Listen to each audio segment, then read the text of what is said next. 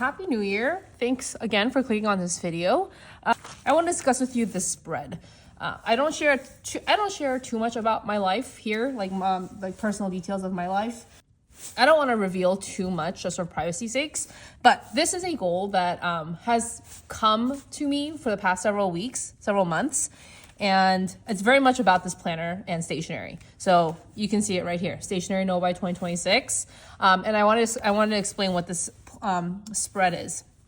So 2026 things I've bought. I buy a lot of things. I started buying things for 2026 planners in May of 2025. And I've made videos about this and it performed really well, right? So I'm sure some of you guys remember the personal wide planner system that I thought I was going to use this coming year. I bought this secondhand. I bought a Aura Estelle personal wide planner. And I bought rulers and dividers and six ring hole punches and paper. I spent hours creating these trackers, these spreads on Canva, and I really got into it. The elephant in the room being I have already changed my mind. And I didn't change my mind once since May of 2025. I've changed my mind now 3 times, and it's January 6th today. So for me, that's a problem. If that's not a problem for you and you like planner hopping, that's completely your personal decision, but I know myself and I don't planner hop. I liked my whole year in one book so that at the end of the year, I can just put one book on my bookshelf and just have it all encapsulated within one book. So 2026 things I've bought. So I started with the personal wide Naya rings and the Aura Estelle. I forgot this until a little later, but the Chloe rings personal wide size. So what I did was, this is just kind of like stationary purchases. This is obviously not everything I've bought in the year 2025, but I wanted to put this down here so I can see my habits and my trends for purchasing. So who's it for? It was for me. What was it? The personal wide Naya rings. Was it an impulse purchase? And if I have highlighted it, it was a regret, or I shouldn't have bought it. So up to number 16, minus one thing, are all stationery related purchases. And I have regretted, you can see, more than half of those purchases because I'm not in a ring system. I'm not in my Rifle Paper Co. weekly planner. I'm not in my Laconic B6 vertical weekly planner. This is a Kokuyo book. And honestly, in a month, if I decide to change my mind, I would have to highlight this book as well. So I have too many things. It's too easy to purchase. It's like 2 clicks of a button and I can buy anything at my fingertips. It's too easy. I have 2 small children, so I'm gonna buy things this year. I'm not saying I'm not gonna buy anything, but I do want to keep track of it. So I'm just gonna fill this page, and I even left myself the next 2 pages. I know it's gonna be more than that, so I'm not gonna buy I'm not going to write. I bought my kid diapers. I bought him wipes. I bought him, medicine, Pedialyte, whatever it might be. I'm not writing that part. But things that I know in my heart that I have purchased on a whim. I just saw it on someone's Instagram and I was like, oh, my kid would like that. Just things that I just purchased without a ton of thought is gonna go in my impulse. I'm gonna mark it as an impulse buy. And I'm going to see how many of those I regret over the next year. I've already kind of stopped myself, when I scroll on Instagram, I've already stopped myself from clicking on links that, influencers will post. I have bought some gems off those lists and those recommendations, but I don't need those things. I really don't need those things. And I don't need to buy it to try it out and return it the next day. That shouldn't be the way I make purchases. It's a slippery slope I've been on, and it's gotten worse since I've had kids. But at least for myself, I need to hold myself accountable. So what I really want to do is just see the trends of what that's like for me in terms of my purchases. It doesn't mean I'm not going to buy anything, because I'm going to buy things, but I do want to know if over half my purchases are highlighted, I have to know that about myself, right? I have to like kind of reckon with myself. What does that mean about your purchases? Maybe you shouldn't be purchasing anything. And then the other side of that is for stationery, I'm just not going to buy it anymore. I'm not buying stationery this year. I'm going to hold myself to that like as the best I possibly can. I don't need more stationery items. If this book doesn't work for me, I have 3 other books. I have paper that I can print spreads on. I can go back to personal Y rings. There's nothing wrong with those spreads except for the fact that I got lazy with it and I didn't really want to keep up with those personal rings. I didn't like writing on the rings. Like I didn't like it when my hand was on the rings.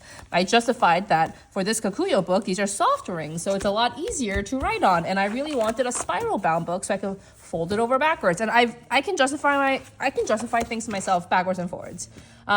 But just from this list of things planner related things I've bought in the last year, I don't need anything else. So this was my last stationery purchase of the year. And I don't need pens. I don't need markers. I don't need highlighters. I don't need Post-its. I don't need tape. I don't need washi tape. I don't need stickers. I have one more order coming with stickers from Coffee Monsters Co. I tend to make one order from her a year just to have some like stickers in my book. I'm not really huge. I don't really have like a ton of stickers. I should put that on the list. Was an impulse buy. So that's the last thing I'm waiting for in terms of stationery.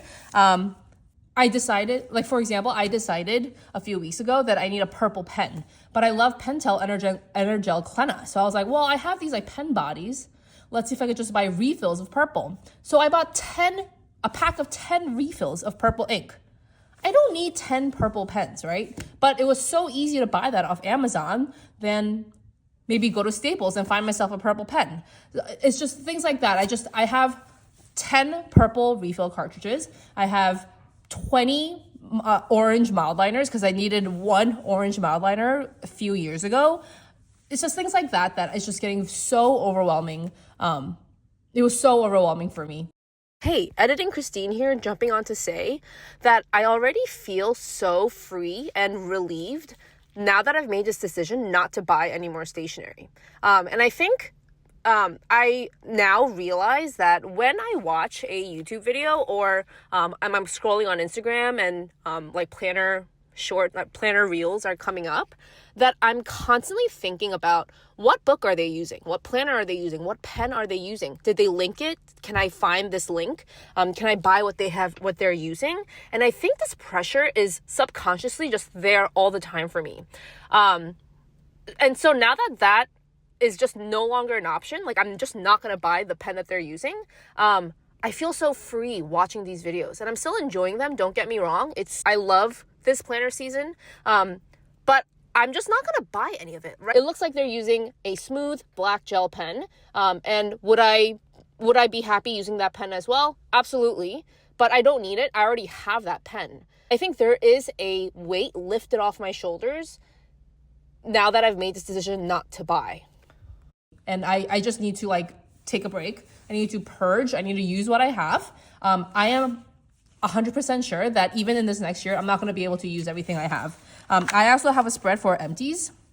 So just what is it, and am I going to rebuy it? So this is not just for stationery, but for makeup, for skincare, like things that I'm just like, I want to track that I've used up. I'm going to write it here, but I do hope some stationery things make it onto this list. But you know what? It takes a long time to finish a pen. It takes a long time to finish a marker, especially if you don't use it all the time. It takes months of regular use, if not years of sporadic use. It's just too much. I have too much. I'm always thinking like I want to declutter, but I don't want to declutter perfectly good items. So I'm going to use it. I'm just going to use everything I have. I have 1,000 black pens. If it's not exactly what I want, it's okay. I can use another black pen. I'm going to use it all up. So that's one of my like personal goals for this year is just less things, accumulating less things. I don't need all the things. It's too easy to have all the things. I don't need more of it. So I'm really like committed to myself as of right now, January 6th. I'm hoping to see that through. Less things. That's a huge goal of mine this year, especially for stationery. Less things. And then I'm hoping next year, I'll just be more cognizant of the things I do need. I don't need all the things. Nobody does. So slow down, use what I have. and then just reassess, like, you know, is it even healthy for it to be that easy to purchase things? And I think we all in this community know it's not, and we should all slow down and we should all use what we have. So I'm really making a commitment to myself this year to make that happen. And then honestly, I kind of hope that I keep on with that. Like, I hope that that's something that sticks with me year after year, because, you know, I'm not going to use everything I have this next year and then decide, okay, now it's 2027. I can buy another pack of Tombow pens or another pack of like mild liners or whatever it is, right? I just don't need that. So use what I have. I'm really excited to do it. Thanks for watching. I have a few more videos coming up. I'm like batch filming for this planner and for goal setting. So keep your eye out for those videos. Thanks so much.